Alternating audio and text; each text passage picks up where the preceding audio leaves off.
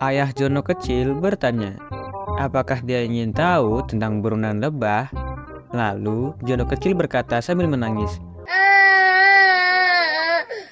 aku tidak ingin tahu. Bingung. Ayahnya bertanya, ada apa? Oh ayah, isak Jono kecil. Pertama, tidak ada sinterklas. Lalu, tidak ada kelinci Paskah. Dan terakhir, tidak ada peri gigi. Jika ayah akan memberitahuku bahwa orang dewasa tidak benar-benar berhubungan seks, maka bagiku tidak ada lagi yang bisa dipercaya.